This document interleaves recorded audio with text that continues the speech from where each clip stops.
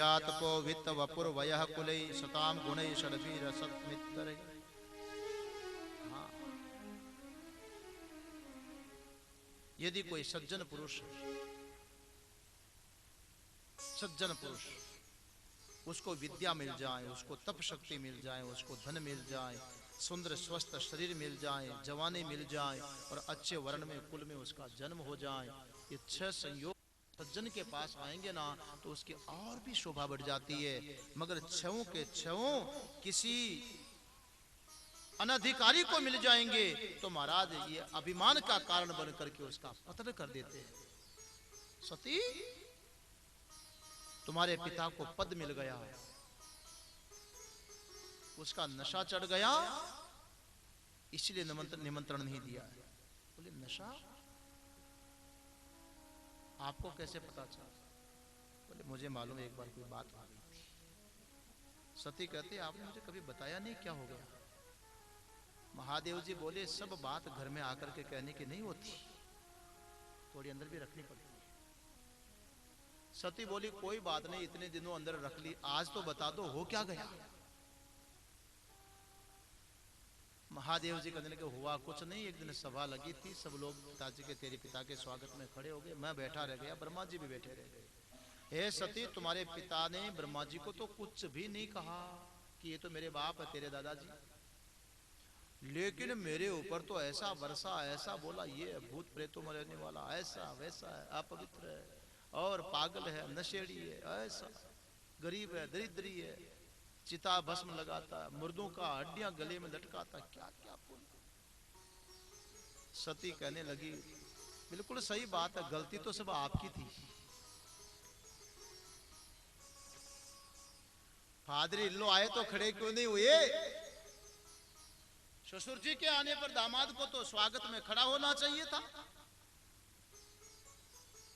महादेव कहने लगे सती, खड़ा तो होना चाहिए था, लेकिन महादेव का जो सिर है ना किसी अभिमानी के सामने नहीं झुकता, और यदि कोई भक्त बन जाए, कोई श्रद्धालु बन जाए, समर्पित हो जाए, तो मैं तो उसके पैर दबाऊं, उसकी धूली सिर पर धारण करूं, उसका नौकर बन जाऊं। हाँ बिल्कुल सच्ची बात है महाराज, ऐसे ही है हमारे भोलेनाथ। बंगाल में एक भक्त हुए, आपने नाम सुना होगा, विद्यापति, ब्राह्मण थे, भगवान शिव के परम भक्त थे, पति पत्नी दोनों ही थे, संतान नहीं आई, बुढ़ापा आ गया। विद्यापति एक रोज किसी ग्राम में जा रहे थे, रास्ते में पेड़ के नीचे बैठे बैठे बैठे विचार आया, महादेव की कृपा होती, कोई एक बालक भी होता तो बुढ़ापे का सहारा होता। विचार करते करते विद्यापति को नींद लग गई, पेड़ के नीचे लेटे वहीं, और ऐसी कृपा हुई महाराज, एक बालक आया, पंडित जी को जगा करके प्रणाम किया, पंडित जी महाराज प्रणाम, बड़ा मीठा मीठा। पंडित जी बैठे हो गए, कहने लगे बेटा कौन है तू यहाँ इस जंगल में, छोटा सा बालक, 9-10 वर्ष का बालक, यहाँ कहाँ से आया, तेरे माता पिता कौन है? बालक कहने लगा मैं तो जंगल में ही रहता हूँ, मेरे माता पिता का तो पता ही नहीं, मैं तो अनाथ हूँ, और मैं देख रहा था कि कोई सहारा मिले, पंडित जी आप मुझे साथ में रखोगे, नौकर के रूप में रख। विद्यापति कहने लगा बालक मैं तो गरीब ब्राह्मण हूं, तनख्वाह देने के मेरे पास पैसे नहीं है। वो बालक कहने लगा कि आप मुझे तनख्वाह मत देना, रोटी दे देना, मैं रोटी खा करके सेवा। विद्यापति ने विचार किया कि रोटी के बदले कोई नौकर खराब, रख लिया। शाम को लौट करके जब घर पर आए, ब्राह्मण ने देखा किसी का बालक पीछे पीछे आ रहा, बोले किसका पकड़ लाए? अरे पकड़ नहीं लाया हूं, नौकर लाया हूं, नौकर। नौकर? डांटने लगी, तुम्हारा दिमाग तो ठीक है, तनख्वाह कहां से दोगे इसको? ब्राह्मण कहने लगा रे तनख्वाह की जरूरत ही नहीं है, तो रोटी खाएगा और सेवा करेगा। ब्राह्मणी तेज तर्रार थी, कहने लगी रोटी खाएगा, सेवा करेगा। हाँ, रोटी तो दोनों टाइम की तुमने सामान ला करके है ना, गर्मा गर्म मिल जाती होगी। अनचाहे कई बार तो एकादशी करनी पड़ जाती है, रोटी दोगी इसको? बालक की ओर देख करके कहने लगी, जा जा बेटा तू जा। ये पंडित जी का दिमाग खराब है, नौकर। बालक कहने लगा, मैया जी आप मुझे रख लो, मेरे कोई नहीं, मैं कहां जाऊंगा। अरे बेटा रखूं, पर तुझे रोटी कहां से दूंगी, मेरे पास तो कुछ है ही नहीं। बालक कहने लगा कि मैं आपसे रोटी भी नहीं मांगूंगा, आपको खाने के बाद जब बच जाए तो मुझे दे देना, और न बचे तो मैं मांगूंगा नहीं, मुझे रख तो लो। तो ब्राह्मण कहने लगा, पंडिता ने इतना सस्ता और इतना बढ़िया नौकर मिलेगा नहीं तो रख ले, बुढ़ापा है काम आएगा। ब्राह्मणी को समझाया और बालक को नौकर रख लिया। ऐसी सेवा करता हो बालक, ऐसी सेवा करता। महाराज चाम प्रिय नहीं होता, काम प्रिय होता है। सेवा करो तो प्रियता अपने आप आ जाती है। इतनी सेवा किया कि अब तो ब्राह्मण विद्यापति भोजन करने बैठे तो पहले बच्चे के लिए पूछे कि मेरे नौकर को पहले खिला, मैं एक रोटी कम खा लूंगा, पहले उसको खिला। चाय बने तो पहले नौकर को पिला। अब ब्राह्मणी मन में सोचने लगी, ये पंडित जी पागल हो गए, पता नहीं किसका खून है, उस पर इतने लट्टू हो गए। यदि खुद का होता तो क्या करते।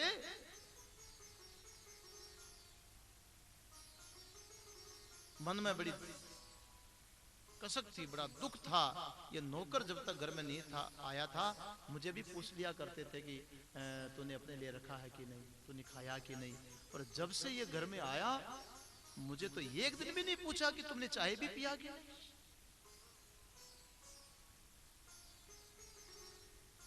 जब तक ये नौकर इस घर में रहेगा ना, मेरी कोई कद्र नहीं होगी,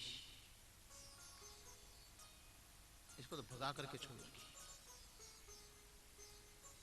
मन में ठान ली। एक दिन इधर वो विद्यापति भी कहीं जा रहे थे, बालक उनका फटाशा झोला उठा करके पीछे पीछे चल रहा। किसी पेड़ के नीचे बैठ गए, गर्मी का समय, पंडित जी को प्यास लगी। वो विद्यापति उस बालक को कहने लगे, नौकर को, अरे बात बेटा तेरा नाम क्या है। बोले उगना है मेरा नाम। उगना उसका नाम था। उगना एक काम कर बेटा, मुझे प्यास लगी, कहीं पानी मिले तो पानी ले आ। उगना पानी के लिए कहीं गया, और पंडित जी जो है वो पेड़ के नीचे बैठे बैठे लेट जाते हैं, आंख लग गई पंडित। थोड़ी देर में वो बालक तो महाराज ठंडा ठंडा शीतल मधुर प्रसन्न जल भर करके नए मटके में लेकर के आया। लो पंडित जी जल पियो। बैठे होकर के पानी पिया। अरे इतना मधुर जल, इतना शीतल सुगंधित, ऐसा लगे जैसे कोई गोमुख से निकली हुई गंगा का पान कर रहे हो। पंडित जी उस नौकर को पूछने लगे, बेटा इतना मधुर शीतल सुगंधित जल लाया कहां से तू। बोले यहीं बहरा था एक नदी, वहां से ले आया। कहां है। बोले ये पास में ही थी। पंडित जी कहने लगे, बेटा मेरी इच्छा हो रही कि मैं वहीं चल करके और पीऊंगा भी, स्नान भी करूंगा, बता किस जगह से पानी लेके आया। बालक ने बहुत टाल मटोल किया कि देख करके क्या करोगे, मैं और ले आऊं पानी, यहीं ले आऊं। थोड़ा शक हो गया पंडित जी। कहने लगे, नहीं नहीं मुझे तू पहले जगह बता, ये पानी लाया कहां से। जब पीछे ही पड़ गए पंडित के, कहां से लाया बता, तो उस बालक के सिर पर जटा थी, उसने माथा नीचा करके बताया कि यहां से लाया हूं। देखा तो गंगा बह रही।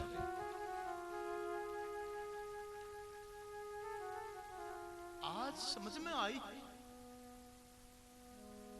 चरणों में गिर पड़े, पैर पकड़ दिया, मेरे नाथ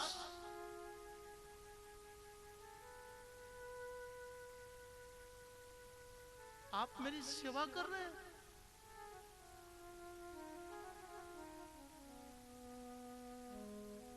आपने कितना ऋण चढ़ा दिया मेरे ऊपर, कैसे चुकाऊं।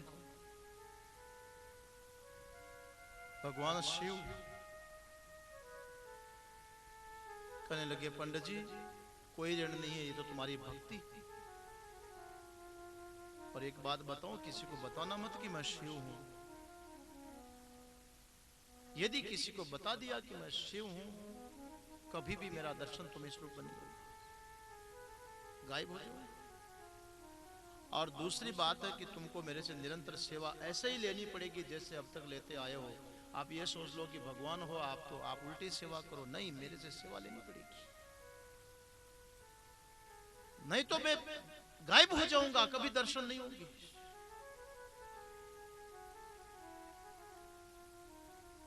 विद्यापति को बाध्य कर ली, कहा कि नाथ मेरी आंखों से ओझल मत हो, सेवा भी लूंगा, बताऊंगा भी नहीं, पर मेरे दर्शन होते रहे, आपके दर्शन। अब वो ब्राह्मण सेवा भी लेता है,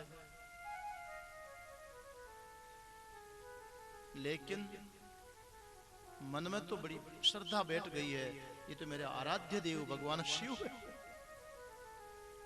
पहले नौकर के रूप में भी इतना ख्याल रखते रहे, तो सज्जनों अब तो साक्षात आराध्य देव।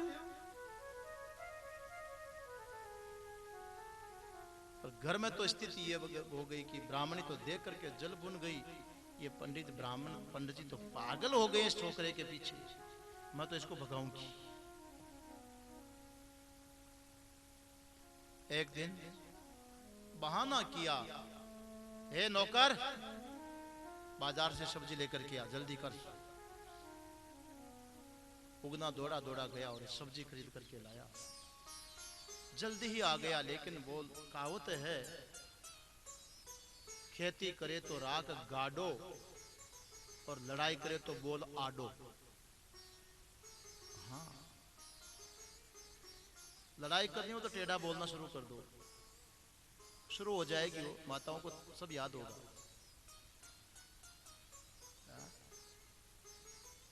बींदनी पूछेगी शास्त्री सब्जी किसकी बनाऊं, मुझे क्या पूछती है, मेरे पास है क्या सब, बना ले दूसरे जिसकी दिखे। और बेचारी सब्जी बना लेगी तो अंधी को ये भी तो नहीं दिखा, आज तो हरी सब्जी बनानी थी, वो सूख जाएगी, दाल उठा करके उबाल के रख दी। ले ये क्या है, नहीं होता। लड़ाई के यही तरीके, बहाना करना था उसको, ला सब्जी ला। बालक सब्जी खरीद करके लेकर के आया और पंडितानी करने लगी, हाँ खेत में बीज डाला होगा, पानी दिया होगा, फसल उगी होगी, फिर फूल आए होंगे, फिर फल सब्जी आई होगी, तैयार हुई होगी, फिर तू काट करके लाया होगा, तो टाइम तो लगना ही था ना। और डांटने लगी, तुझे शर्म नहीं आती, कब का गया हुआ है, मैं इंतजार कर रही थी तेरी। वो बालक कहने लगा, मैया जी मैं अभी अभी तो गया और जल्दी आ गया, मुझे डांटती रहती हो। ब्राह्मणी कहने लगी, नौकर होकर के मेरे सामने मुंह खोलता है, अभी मजाक सिखाती हूँ। दौड़ करके घर में गई और लकड़ी जल रही थी, चूल्हे में से धधकती हुई लकड़ी उठाई और बालक के पीछे दौड़ी। बालक भी डर के मारे आगे भागा और जलती हुई लकड़ी लेकर के भाग रही है। वो सीन देखा नहीं गया आत्म उस ब्राह्मण से, विद्यापति से, और मुंह से फूट पड़ा, अरे भली मानस, जिसको तू आग से जलाने जा रही है, पता है ये तो साक्षात महादेव है। और जो ही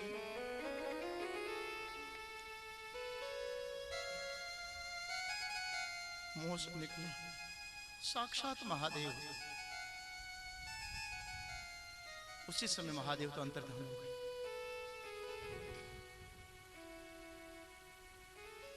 भगवान भोलेनाथ तो ऐसे हैं महाराज,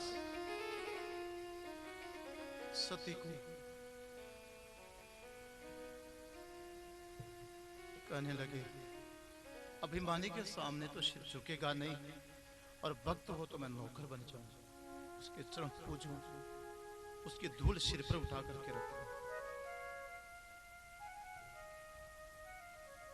सती कहने लगी, मैं नहीं मानती, गलती आपकी हुई है, आप चलो क्षमा मांग लेना, यज्ञ दर्शन भी हो जाएगा। चलो।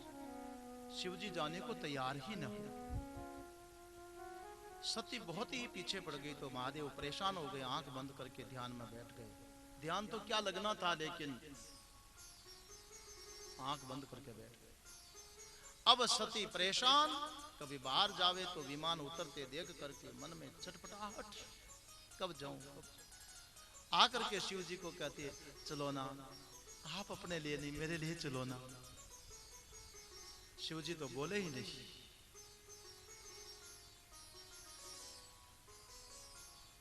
जब मन की इच्छा पूरी न हो तो क्या होता, बोलो।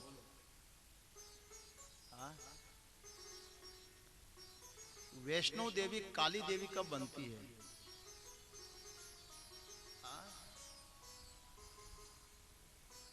जब इच्छा पूरी ना हो तो महाराज। काम ऐश क्रोध ऐश, भगवान गीता में कहते हैं, जब व्यक्ति की कामना पूरी ना हो तो रूप बदल लेता, वो क्रोध में परिणत हो जाता है। सती की इच्छा पूरी ना हुई तो क्रोध आ गया, और क्रोध में महाराज जिसको आदर देना चाहिए, सम्मान देना चाहिए, जिसके चरण पूजने चाहिए, जिसकी वाणी शिरोधार्य होनी चाहिए, उसको भी अरे तरह तू कहने में कोई संकोच नहीं।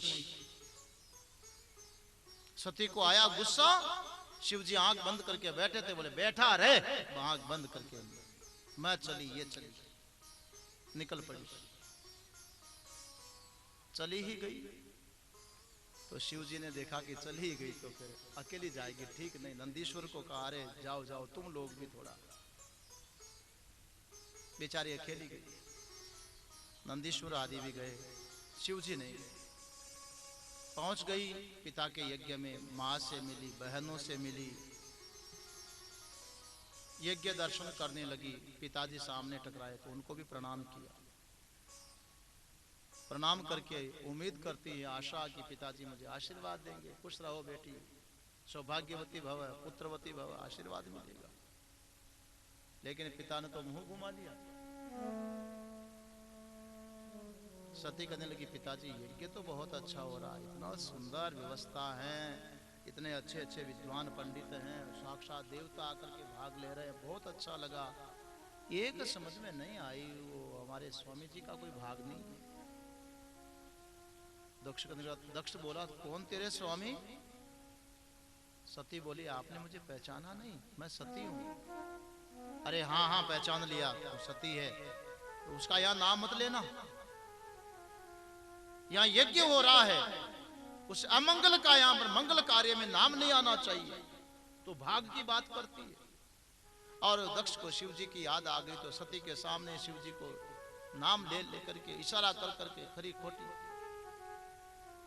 और जब शिव जी के लिए ऐसे अपशब्दों का प्रयोग होने लगा, सती को सहन नहीं हुआ। सती कहने लगी, पिताजी बस करो, मैं मेरे स्वामी की निंदा नहीं सुन सकती। कोई व्यक्ति यदि गलती से जहरीली वस्तु को खा जाए और उसको पता चले कि तो विष है, उसका कर्तव्य यही होता कि उल्टी करके उसको बाहर निकाल दो। कोई ऐसा योग था कि गलती से आपके द्वारा ये शरीर मिल गया, ये शरीर तुम्हारा दिया हुआ है, लेकिन मैं अंदर से तुम्हारे नहीं, जिसके साथ में पानी ग्रहण करवाया है, जिसको दान किया है, आज मैं उनकी हूं, उनकी निंदा इन कानों से नहीं सुन सकती। फिर भी दक्ष न माना, सती को सहन नहीं हुआ। भागवत में तो आया कि योगाग्नि में जला करके शरीर को वहीं पर भस्म। अन्य पुराणों में ऐसा भी आता है कि सती ने प्राण त्याग दिए, शरीर पड़ा रहा। और जब शिव जी को पता चला तो शिव जी आते हैं, सती के शरीर को उठा करके, और इतने मोहित थे, दुखी थे कि कंधे पर लेकर के चल रहे थे, रो रहे थे। भगवान विष्णु को बड़ा विचार आया कि शिव जी को भी ये मोह गलत हो गया। सुदर्शन चक्र के द्वारा सती के एक एक अंग को काट काट करके विष्णु जी गिराते गए और शिव जी को पता नहीं चलने दिया। जहां जहां सती के शरीर के अंग गिरे, वहां वहां पर 64 जगह पर अंग गिराए, और 64 जगह अंग गिरे तो 64 शक्तिपीठ बन गई। अन्य पुराणों की बात है, यहां ऐसा नहीं है, ऐसी प्रसिद्धि है अन्यत्र। भागवत में आया कि सती ने अपने शरीर को जला कर भस्म कर दिया। जब सती सती होगी तो नंदीश्वर आदि भगवान शिव के गण कैसे सहन करते? मारो मारो, यज्ञ नष्ट करो, टूट पड़े याजिकों के ऊपर, पृथ्वीजों के ऊपर। इतने में महाराज भृगु जी महाराज बैठे हुए थे, मंत्र बोल करके आवाहनीय कुंड में आहुति डाली और रिभु नाम के हजारों देवता यज्ञ कुंड से प्रकट हुए और शिव के गणों को भी मार मार करके भगा दिया और यज्ञ चलता रहा। इधर एक रोज नारद जी महाराज भगवान शिव के पास में गए, दर्शन किए और इधर उधर देख रहे थे। तो शिव जी पूछते, नारद जी क्या देख रहे हो? बोले सती कहाँ है? शिव जी बोले सती तो उसके पिता यज्ञ कर रहे हैं, वहां गई हुई है। नारद जी को तो जानकारी देनी थी महाराज। कहने लगे भगवान गई हुई है कि गई हुई थी? बोले क्या मतलब? ऐसा मत बोलो कि सती गई हुई है, गई हुई थी। शिव जी को पता चला और जब क्रोध आया शिव जी को दक्ष के ऊपर, तो क्रोध में आदमी सिर के बाल खींच दिया, सिर की जटा उखाड़ करके चट्टान पर पछाड़ने लगे गुस्से में। बस इतने में तो वहां से वीरभद्र प्रकट हो गए और भगवान शिव को कहने लगे मेरी आपके प्रति क्या सेवा होनी चाहिए? भगवान शिव ने कहा जाओ उस दक्ष के यज्ञ का विध्वंस कर दो। बड़ा सैन्य दल लेकर के दक्ष का यज्ञ विध्वंस के लिए वीरभद्र महाराज चले और दक्ष के यज्ञ को महाराज तहस नहस कर डाला। आखिर वो स्थिति बनी जो भाषण का समर्थन कर रहे थे, पूषा के दांत उखाड़ दिए, भृगु जी की दाढ़ी उखाड़ डाली, भग देवता की आंखें उखाड़ फेंकी और वीरभद्र ने दक्ष को पकड़ करके उसकी गर्दन से धड़ और सिर अलग अलग किया और उनका सिर उठा करके आवाहनीय अग्नि में स्वाहा यज्ञ कुंड को तोड़ फोड़ करके तहस नहस करके गंदगी फैला दी।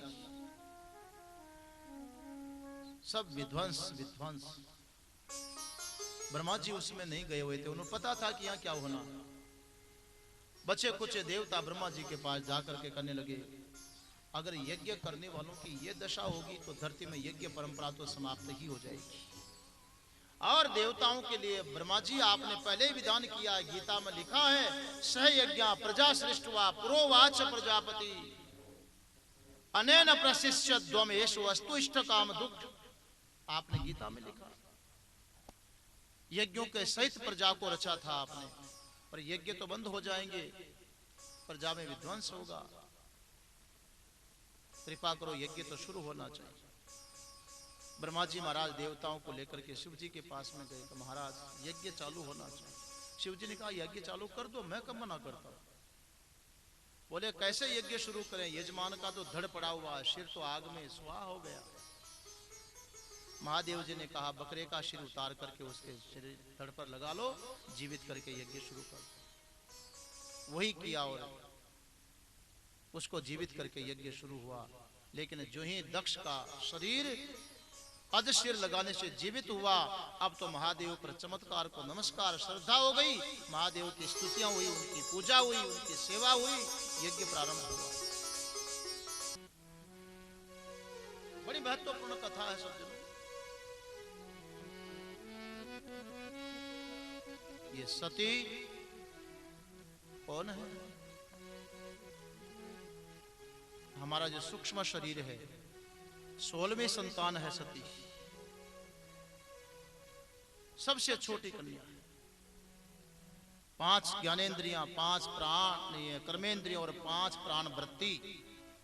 सूक्ष्म शरीर के 15 बहनें तो ये है और 16वें सात्विक बुद्धि है सती, जो 16वीं सात्विक बुद्धि। अरे इस बुद्धि का विवाह भगवान के साथ में करो। ये बुद्धि बड़ी दुर्लभ बुद्धि है। ये संसार के भोगों में और विषयों में, राग और द्वेष में, मेरे और तेरे में लगाने की चीज नहीं है। ये बुद्धि तो महादेव को बिहाओ, बुद्धि भगवान के शिव के साथ लगाओ महाराज।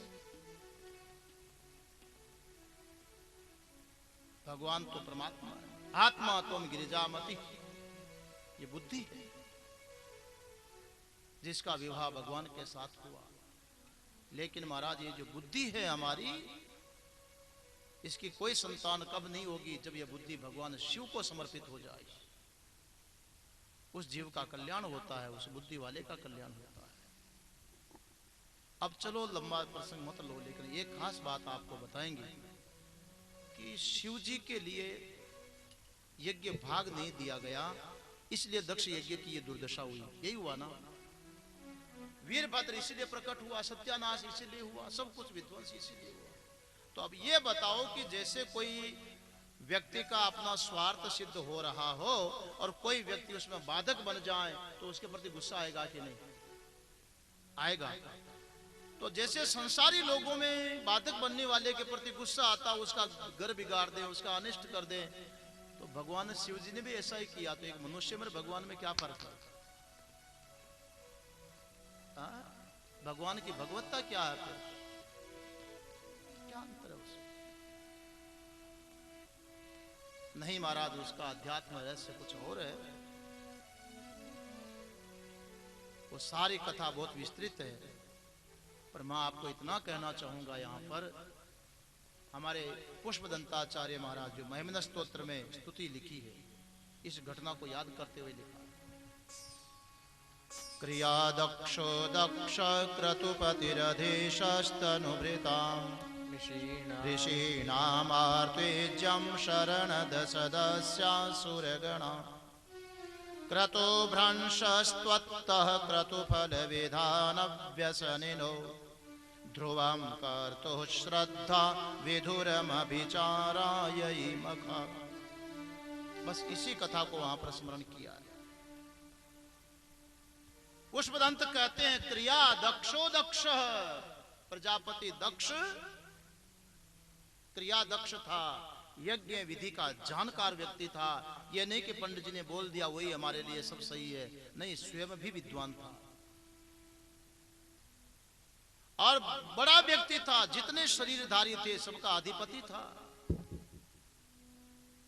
और ऐसा वो दक्ष जब यज्ञ कर रहा था तो उस यज्ञ में भाग लेने के लिए और यज्ञ को संपादित करवाने के लिए लगे हुए हैं ऋषि नाम आर्तविज्यम। ऋषि लोग जिनके ऋत्विज हैं, बड़े बड़े विद्वान हैं, यज्ञ संपादित करवा रहे हैं। सदस्य सुरगणा, जिसे यज्ञ में देवता सदस्य बनकर के अपना अपना भाग और दर्शन लाभ ले रहे हैं। कितना बड़ा यज्ञ होगा सोचो। क्रतु भ्रंशस्त्वत्तः, हे भगवान शिव, आपके द्वारा उस क्रतु का, उस यज्ञ का विध्वंस हुआ। जबकि शिव जी को तो व्यसन है, क्रतु फल विधान व्यसनिन। शिव जी को दो व्यसन है महिमन स्तोत्र के आधार पर। एक तो शिव जी को व्यसन है कि कोई कर्म करें तो शिव जी उसको फल जरूर देंगे देंगे देंगे, फल दिए बिना उनसे रहा नहीं जाता। कर्तु फल का, यज्ञ फल का जो विधान है वो करेंगे ही करेंगे। एक और भी आता शिव जी को बड़ा व्यसन, भव भय भंग व्यसनी न। शिव जी को एक व्यसन है कि कोई भी भयभीत व्यक्ति यदि शिव जी की शरण ले ले तो भगवान शिव उसका भव भय भंग कर देते हैं। जन्म मरण का भय ही मिटा देंगे, उसको मोक्ष दे देते हैं। ये व्यसन है शिव जी को। और जो भव भय भंग व्यसन नहीं है ना, भंग शब्द को सुन करके हमारे पंडित जी सोचते हैं कि भगवान शिव जी को भांग अच्छी लगती होगी, इसलिए पकोड़े तो उसी के चढ़े, बोले डाटो। अरे महाराज, वो भांग नहीं, ये भव भय भंग है। संसार का जन्म मरण का जो भय है जीव का, उसको भंग कर देते हैं, उसको भी नष्ट कर देते हैं। सभा भंग हो गई बोलते हैं कि नहीं, बिगड़ गई।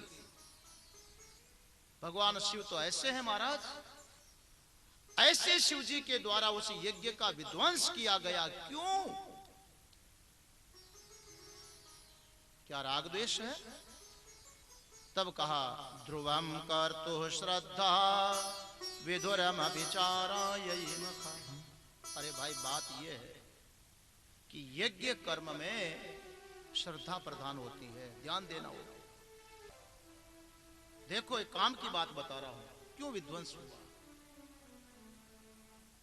ध्रुवम कर्तु श्रद्धा विदुर्म अभिचारा, यही मखा। ये बात ध्रुव है, अटल सत्य है कि यज्ञ जैसे कर्म हो रहे हो, पर यज्ञ कर्म करने वाला व्यक्ति श्रद्धा विदुर हो। विदुर किसको बोलते हैं? विदुर जिसकी पत्नी पहले चली गई उसको विदुर बोलते हैं। अरे पति चला जाए तो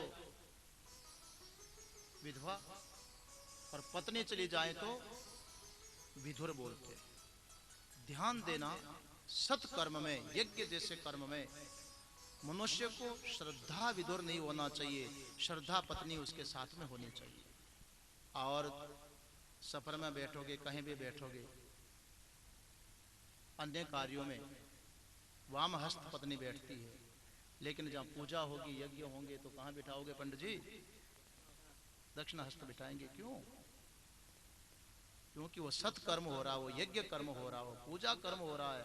मनुष्य पुरुष जो होता है वो विवेक का प्रतीक है, और पत्नी वो श्रद्धा की प्रतीक है। यज्ञ कर्म में समझ तो होनी चाहिए, जानकारी तो होनी चाहिए, व्यक्ति को क्रियादक्ष तो होना चाहिए, मगर महाराज केवल बुद्धि बुद्धि मत लगाओ। श्रद्धा रूपी पत्नी को दाहिने रखो, दाहिना अंग प्रधान होता है।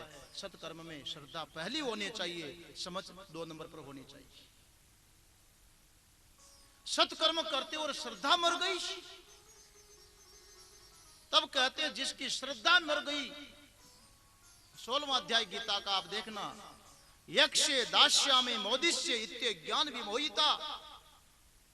वो तो असुरों के लक्षण बताए हैं कि मैं यज्ञ करूंगा, मैं दान दूंगा, यश को प्राप्त करूंगा। वो दक्ष की स्थिति। श्रद्धा रहित पुरुष कितना ही बड़ा सत्कर्म करे, गीता कहती है अश्रद्धया हुतम दत्तम तपस तप्तम कर्तम च यत् असदिति उच्यते पार्थ न च तत्प्रेत्य नोई है। बिना श्रद्धा के होमा हुआ हवन, तपा हुआ तप, दिया हुआ दान, किया हुआ कर्म, एक का भी फल नहीं मिलेगा। बस यज्ञ का विध्वंस इसीलिए हुआ कि दक्ष की श्रद्धा रूपी पत्नी खत्म हो गई। ध्यान रखना, जो भी सत्कर्म करो अपने शक्ति के अनुरूप उतना करो, लेकिन उसमें पूर्ण श्रद्धा, पूर्ण श्रद्धा। अरे आप में 100% समझ है तो 101% श्रद्धा होनी चाहिए, तब उस यज्ञ का पूर्ण फल प्राप्त होता है। इसलिए वहां पर यज्ञ का विध्वंस का कारण ही ये रहा कि दक्ष में समझ तो थी, लेकिन दक्ष में श्रद्धा नहीं थी। सच्चिदानंद भगवान की